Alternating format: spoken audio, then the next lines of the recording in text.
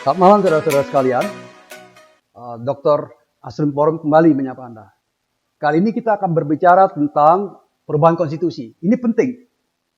Kenapa? Karena banyak aspek yang bisa dikaji dalam persoalan ini. Untuk pertama kalinya Indonesia memiliki konstitusi, ya, sebagaimana PPKI, Panitia Persiapan Kemerdekaan Indonesia, mensahkan Undang-Undang Dasar 1945 pada tanggal 18 Agustus 1945. Tetapi setelah itu hanya beberapa bulan berlakunya secara materi. Kemudian terjadi perubahan. Ya, perubahan karena perubahan politik. Setelah itu kita mengenal Undang-Undang Dasar RI 1950, walaupun berlaku hanya beberapa bulan. Kemudian kita juga mengalami Undang-Undang Dasar 1950. Setelah itu Dekret 5 Juli 1959 mengembalikan keberlakuan Dasar 45. Berlanjut sampai berakhirnya pemerintahan Soekarno, dilanjutkan oleh Presiden Soeharto dengan janji untuk melaksanakan konstitusi Undang-Undang 1945 secara murni dan konsekuen. Tetapi kita mengalami kembali suatu persoalan-persoalan serius pelanggaran konstitusi. Dan kemudian dicoba dikoreksi melalui amandemen Undang-Undang Dasar 1945 setelah Presiden Soeharto berhenti sebagai presiden pada tanggal 21 Mei 1998. Kita lanjutkan dengan maklumat X. Ya, kenapa maklumat X? Karena kadang dikatakan bahwa maklumat itu dikeluarkan bulan Oktober. Tepatnya pada tanggal 16 Oktober 1945. Wakil Presiden Muhammad Hatta mengeluarkan maklumat X. Tujuannya agar dalam situasi belum terselenggaranya pemerintahan sebagaimana diamanatkan oleh konstitusi Undang-Undang Dasar 45 bisa berjalan dengan baik sesuai dengan konstitusi. Ya. Presiden saat itu menjalankan urusan tunggal sebelum mengeluarkan maklumat X. Oleh karena itu, dalam bidang legislasi diberikanlah peran Komite Nasional Indonesia Pusat untuk menyusun undang-undang dan juga garis besar haluan negara.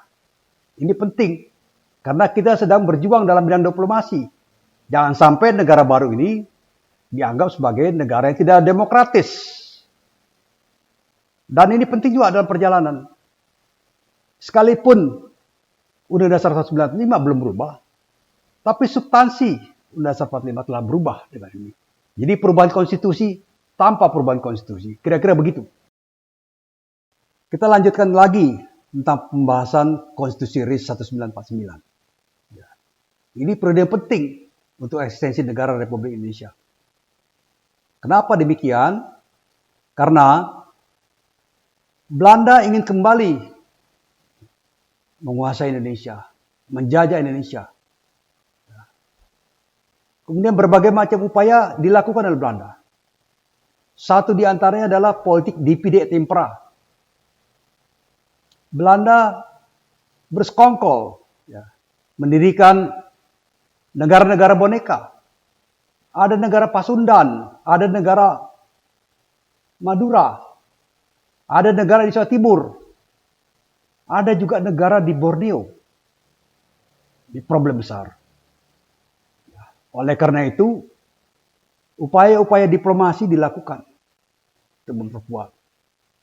Dilakukanlah perjanjian kompresi meja bundar atas inisiatif Perserikatan Bangsa-Bangsa.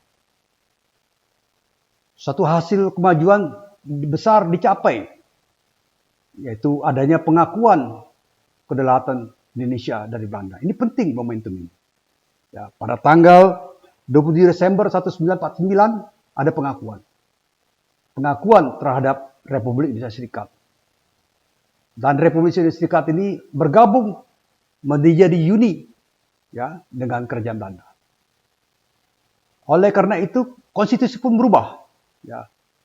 Diberlakukanlah konstitusi atau Undang-Undang Dasar Republik Indonesia Serikat tahun 1949. Republik Indonesia Serikat ini terdiri dari Republik Indonesia dan beberapa negara-negara bagian. Yang notabene adalah negara-negara boneka yang dibuat oleh Belanda. Tetapi seperti saudara-saudara ketahui bahwa ini tidak berlangsung lama. Karena satu dan lain hal, ada memo yang dibuat, ditulis oleh Muhammad Nasir, tokoh politik Islam terkemuka pada saat itu, ex-Perdana Menteri, menulis surat pada Bung Karno, pada Presiden Soekarno, agar Indonesia kembali menjadi negara kesatuan. Maka bubarlah Republik Indonesia Serikat.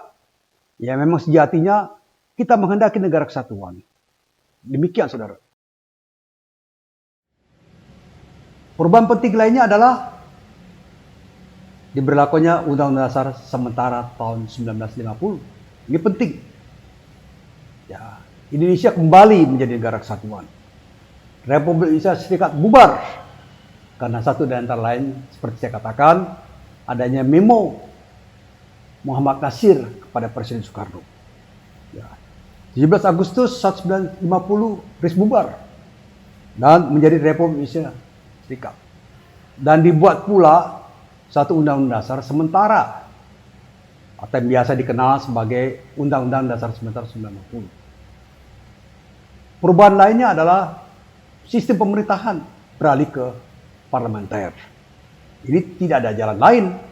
Ya, partai politik menjadi kuat, suasana menjadi sangat demokratis. Ya, Undang-Undang sementara 1990 bersifat temporer, sementara, sambil menunggu kerja dari Dewan Konstituante, ya, yang dihasilkan dari pemilu 1955.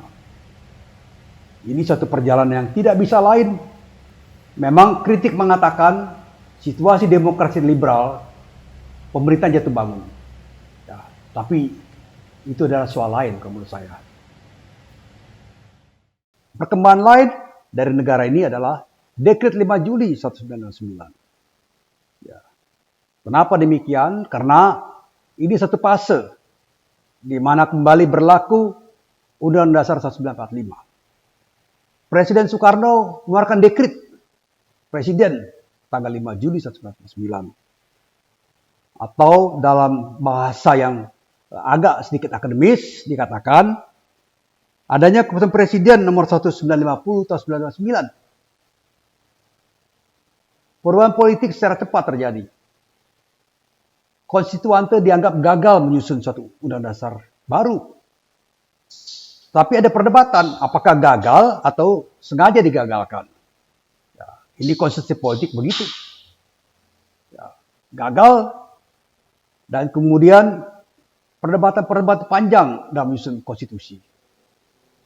Ya, Bung Karno membubarkan konstitusi, membubarkan konstitusi, membubarkan Undang-Undang Dasar 1950, membubarkan Dewan Konstituante.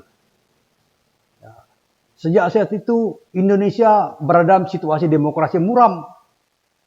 Ya. Presiden Soekarno menjalankan pemerintahan secara otoriter.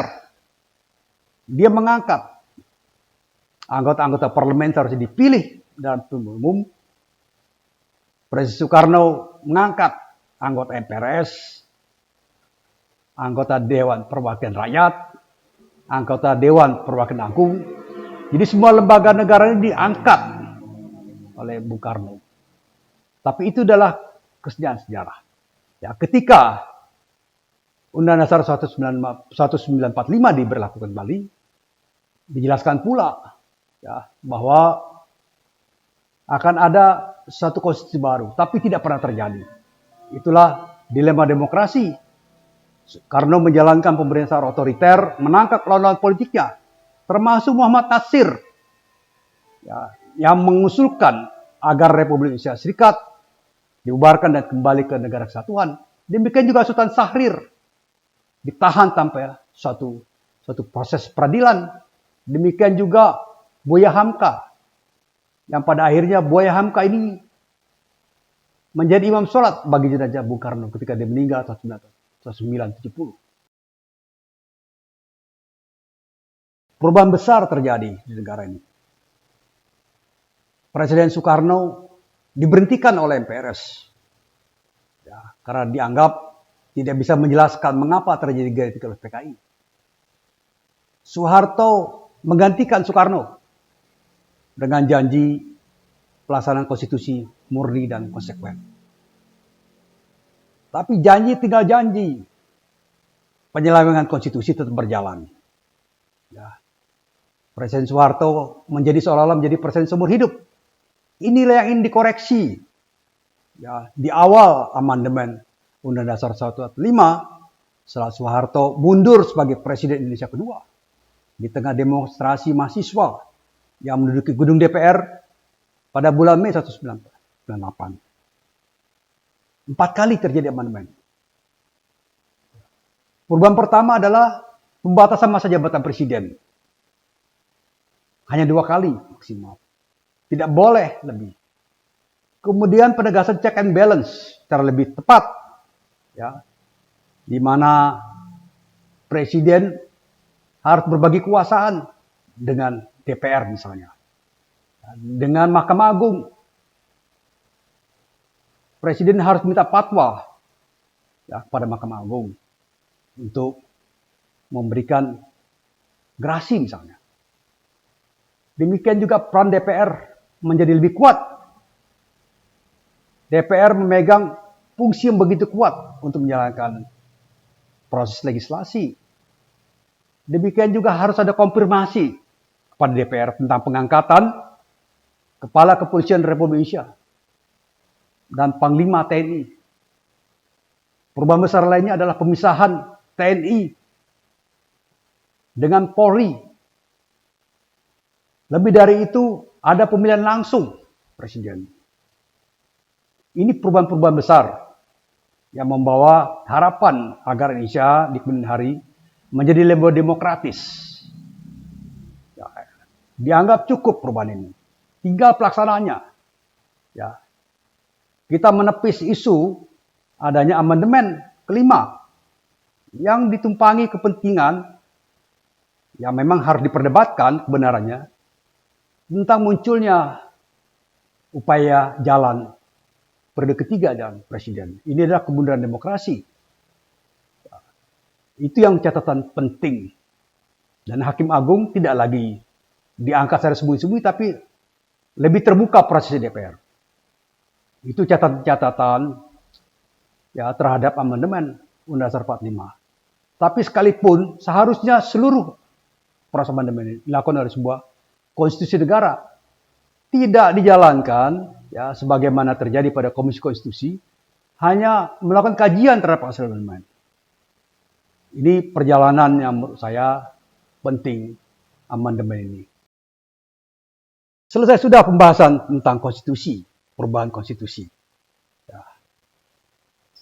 Kesimpulannya adalah terjadi ketidaksesuaian ya, atau yang disebut sebagai unconstitutional constitutional change, ya, perubahan konstitusi yang tidak konstitusional, tidak mengacu pada proses konstitusi. Demikian pembahasan tentang perubahan konstitusi. Pertemuan berikutnya saya coba membahas tentang bagaimana putusan Mahkamah Konstitusi. Saya punya kontribusi dalam melahirkan putusan-putusan Mahkamah Konstitusi yang berbobot, yang memberikan nilai konstitusional, memberikan perlindungan konstitusi.